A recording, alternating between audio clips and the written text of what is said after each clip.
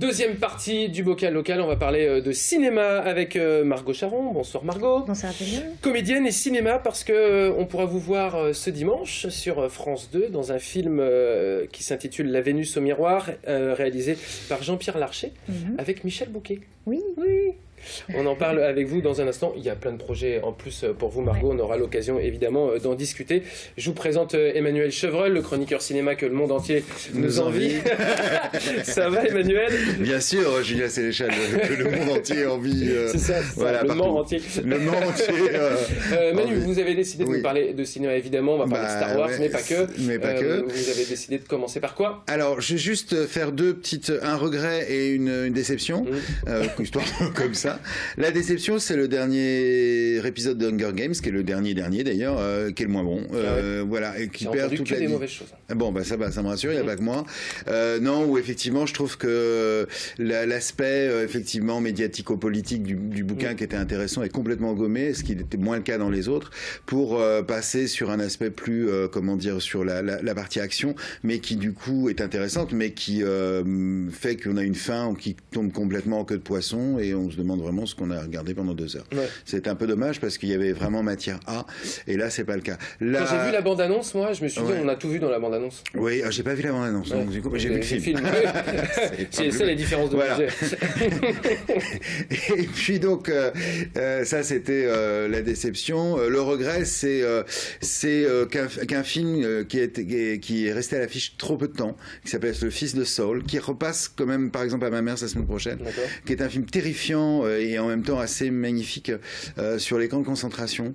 Un film d'une vision presque clinique des camps, l'histoire d'un juif qui est donc dans les camps et qui est chargé de nettoyer les chambres à gaz et qui va tomber sur le cadavre de son fils, enfin qui croit être son fils, et qui va essayer pendant une journée de lui trouver une sépulture.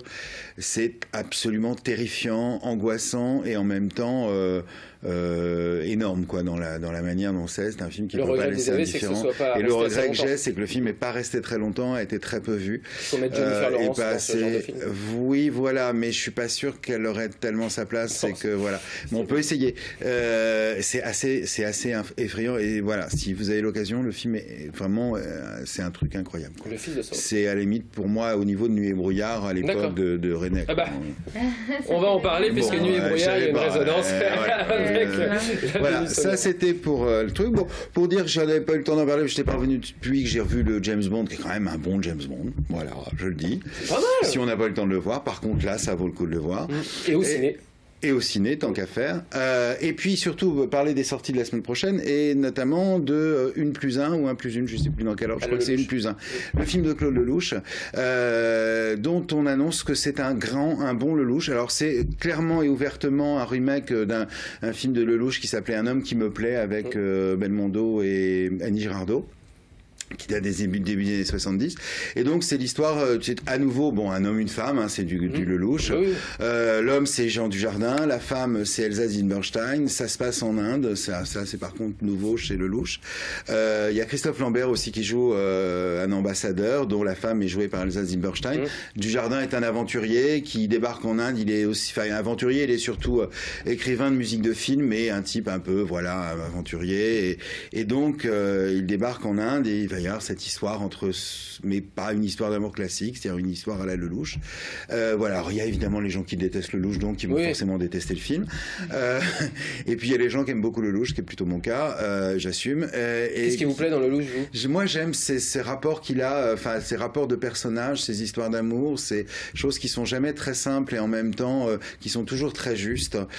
Ces rebondissements, cette manière qu'il a de nous entraîner, voilà, dans des méandres. C'est souvent plutôt bien filmé aussi. Et c'est toujours plutôt bien fait, bien filmé. Bah, c'est un vrai pro. Il a 80 ans, Papy, quand même. Donc voilà, ou presque. Hein, je vieillis un petit peu. Voilà, c'est ça. Mais bon, voilà, c'est un vrai faiseur, c'est un metteur en scène, un peu comme Rapneau avec ses belles familles. Et puis voilà. Et puis dernier film. Sauf qu'il a fait plus de films que Rapneau, je pense. Ah bah oui, parce que Rapneau, Lelouch, il en fait quasiment un tous les ans, tous les 2 ans. Le dernier, c'était avec Eddie Mitchell et Johnny Hallyday. Alors que effectivement, Rapneau, il en fait un tous les 8 ans. Voilà, forcément, et à moins de monde. Hein, voilà. Bon. Et puis après, il a moins de bide aussi. Enfin, je veux dire, Lelouch a une carrière quand même assez particulière. Bon. Voilà, c'est un fait. Et puis donc, alors un autre film français dont je voulais un petit peu faire la promotion, qui est sorti cette semaine, qui s'appelle Marguerite et Julien, de Valérie Donzelli, qui avait fait La Reine des Pommes, et puis qui surtout avait fait le film dont le titre m'échappe tout d'un coup. Merci, heureusement que vous êtes là, moi, avec Jérémy Elkaïm. Bon, du moment qu'on parle pas de Jean Genet, oui, voilà, j'ai bien compris. Ça va, ça suffit. Eh bien, oui, voilà, un film très intéressant. C'était au départ un scénario pour Truffaut. Donc elle retrouve, Donzelli retrouve, ça c'est pour Giono, et donc elle retrouve son comédien préféré qui est Jérémy Elkaïm, hein, qui était le héros et puis qui a été son compagnon longtemps, et puis une jeune actrice qui est Anaïs, putain j'ai des problèmes aujourd'hui, de Moustier.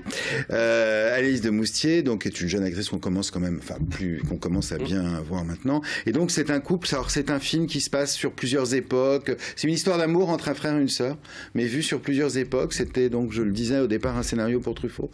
C'est un film assez étrange, mais qui mérite tout son intérêt. Et puis tout ça très vite. Alors pour vous dire quand même quel Belle et Sébastien numéro 2 cette semaine. Bon, j'ai vu que la bande-annonce. Bon, voilà, j'en dirai pas plus. Mais bon, c'est les fêtes de Noël et ça vaut peut-être le coup d'y aller. Et puis surtout pour dire, juste finir, ça arrive, c'est dans 10 jours, enfin même pas dans une semaine maintenant, le Star Wars que l'on attend avec impatience. En tout cas, j'avais hésité à venir avec un sabre laser. Ah bah ça, si on sait pas. Et c'est chouette, on voit la bande-annonce. Alors en même temps, très peu de gens ont vu le film, quasiment pas. Et d'ailleurs, il sort en France avant les États-Unis et avant l'Angleterre, enfin avant le monde entier, c'est formidable. Et du coup, la bande-annonce est très mystérieuse. Donc, il y a plein de rumeurs qui courent sur le rôle de Luke Skywalker. Est-ce qu'il revient dans quel état, machin. Voilà, on sait à peu près que Jar Baba, là, qui était un personnage détesté de tous les fans de Star Wars, n'apparaît pas. Voilà. Ça, au moins, c'est à peu près une des choses dont on est à peu près sûr. Mais ce qu'on fera, reste, Manu, c'est que vous reviendrez de toute façon quand vous aurez vu voilà. Star Wars. Et alors, ce qui est assez amusant, il y a un vrai phénomène. Hein. Il y a une boutique éphémère aux Jacobins. Oui, à 33 € le calendrier de l'Avent, je vous remercie. Comment ? 33 € le calendrier de l'Avent. Ah, j'ai pas vu ça. Moi, je me suis intéressé au sable laser. Je promets que je viens la prochaine fois avec. Ouais, c'est marrant.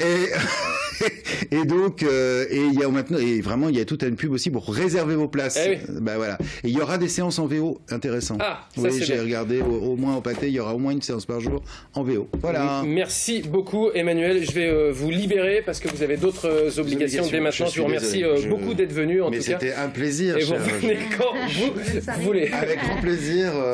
Et on va continuer de parler cinéma. Bah, allez-y, de toute façon, pour hisser l'écran, on s'en fout, c'est comme ça. Vous Margot, avec vous, on continue. Non, j'ai honte de m'être trompé surtout.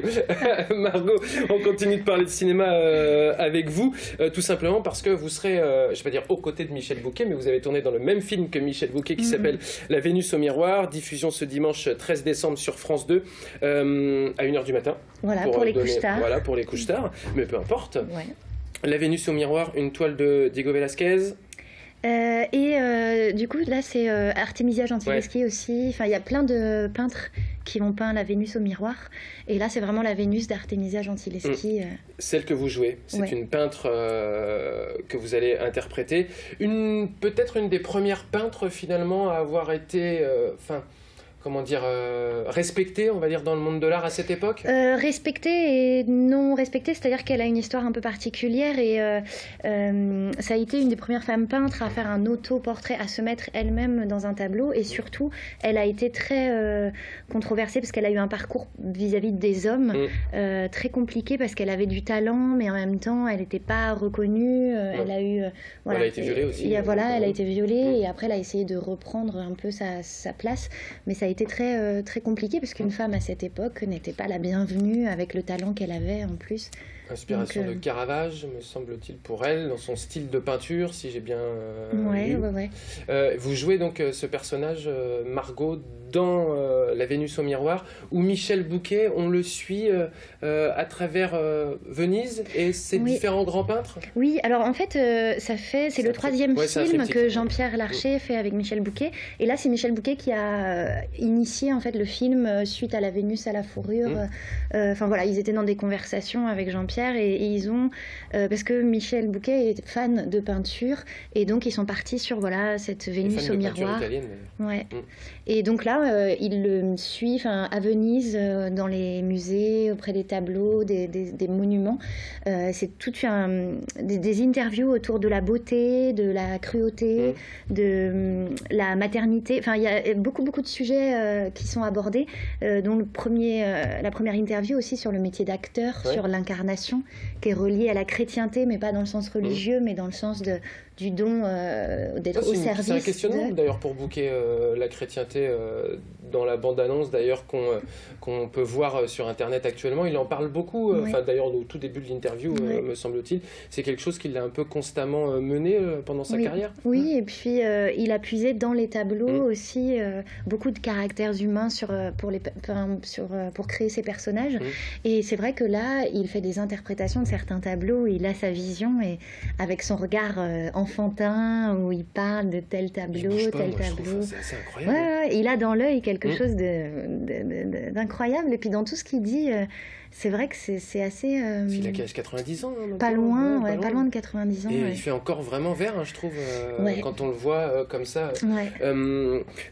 Du coup, votre rôle, vous, Margot, vous interprétez cette peintre, donc je vais Artemisia Gentileschi, et vous interagissez avec Michel Bouquet par rapport à ce que lui dit Alors non, ça a été vraiment filmé indépendamment, c'est-à-dire que lui a tourné à Venise, auprès des tableaux. Bon, moi, le tournage s'est fait ailleurs, et c'est-à-dire que c'est plus une réminiscence, une intuition, comme Michel Bouquet aurait cette intuition de femme, c'est-à-dire qu'il ne connaissait pas, comme quand Jean-Pierre, dans le film, lui présente l'œuvre d'Artemisia Gentileschi, mais on comprend que cette femme hante un petit peu les rues de Venise et que tout le rapport ça traite beaucoup du rapport des représentations des femmes dans les peintures et aussi dans la photographie et du coup dans le cinéma.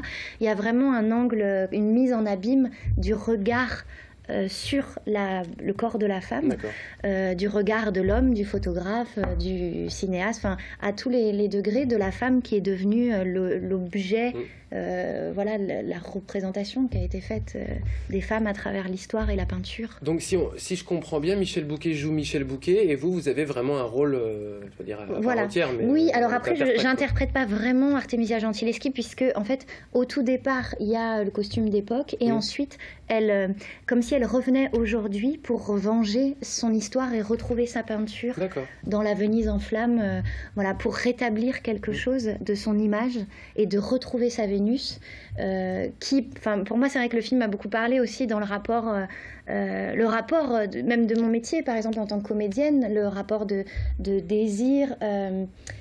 Puisqu'on s'expose, on est mise en scène. Et puis vous avez aussi, vous, joué dans des pièces, je pense à Femina. Made in Femina, sur les femmes. Ou encore Terre de Femmes. Là, mon dernier texte asique, Terre de Femmes. Moi, la thématique, je me rends compte au fur et à mesure que cette parole de femme et le rapport au féminin.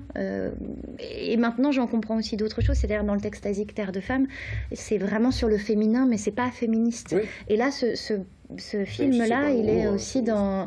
Oui, mais c'est vrai que le féminin voit plutôt aussi l'accord et l'union masculin-féminin plutôt que l'opposition et qui réduit, en fait, qui divise. Et vous connaissiez cette peintre avant Non. Donc il faut se plonger aussi quand même parce que c'est pas une simple peintre, elle a quand même une vie assez particulière. Donc j'imagine que dans l'interprétation, il faut, sans forcément se mettre à sa place, mais il faut se mettre je sais pas, dans la position de l'époque, sans surjouer. Après, comme c'est pas de la c'est vrai que c'est un peu particulier dans le film, c'est que j'interprète pas vraiment cette femme, c'est plutôt une genre d'âme de cette femme qui revient et qui récupère. C'est-à-dire qu'on n'est pas dans la composition vraiment de l'époque et tout ça.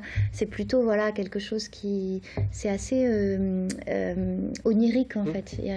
Comment vous êtes retrouvée dans ce film, Margot, passé un casting J'ai répondu à une annonce et il y a quelques années avec un photographe que j'avais rencontré sur le quai du métro à Paris, qui avait fait une photo de moi qui ressemblait beaucoup à la Joconde.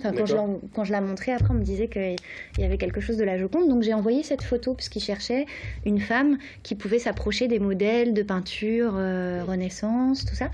J'ai envoyé cette photo, puis il a trouvé ça tout de suite assez anachronique, une comédienne qui envoie cette photo.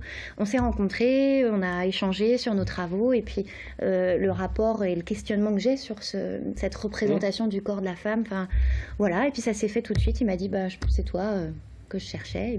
Et puis voilà. Et moi, au départ, j'avais du mal à réaliser. C'est-à-dire que ça a été tourné en mai 2014. Ouais. Ça devait être avec Roman Polanski, Philippe Solers et Michel Bouquet. En fait, les trois qui étaient interviewés.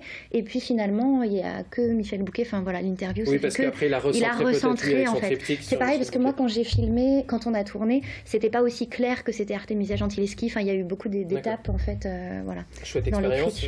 Ouais, chouette expérience. Et puis une collaboration qui va se poursuivre. Après, ce que j'espère et ce que j'attends là, c'est de rencontrer Michel Bouquet, puisqu'on on a tourné dans sa maison, dans la Nièvre. Enfin voilà. C'est une carrière un peu voilà. Donc on a mais on s'est pas rencontrés puisqu'on est vraiment dans le même film tous les deux, mais sans. Lui a vu le film. Voilà, j'ai eu des retours sur sa perception, sa sensation sur mon travail, tout ça. Mais c'est vrai que moi, j'ai pas eu l'occasion de. Mais d'ailleurs, on vous voit pas dans la bande-annonce. Non, on me voit pas et même. C'est ça, c'est le teasing. C'est oui, parce qu'en plus, c'est vrai que c'est vraiment sur Michel Bouquet et moi, je suis vraiment comme une impression qui arrive, une sensation, une intuition. Enfin voilà. Donc à découvrir en tout cas sur France 2 à 1h du matin ce dimanche 13 décembre. Très rapidement, Margot, sur les autres projets, parce que je suis en train de me faire gronder dans l'oreillette. Mais Textasique, Terre de Femmes, ça continue? Oui, ça continue. Donc on l'a créé là en octobre, on va le jouer dans le sud. On va faire une tournée dans le sud en février. Et puis après, là où... on vient de refaire en fait toute la com des Textasique. Donc il y en a 5 qui sont dispo pour jouer dans des lieux très différents. Et puis voilà, après l'aventure continue sur plein d'autres projets. Mais parfait, on continuera de vous suivre évidemment. Mais ne loupez pas donc La Vénus au miroir de Jean-Pierre Larcher, interprété donc par Michel Bouquet et donc Margot Charon, la comédienne présente sur ce plateau. Merci beaucoup Margot. Merci. On va parler de bande dessinée d'ici quelques instants et de comics avec Mata tout de suite.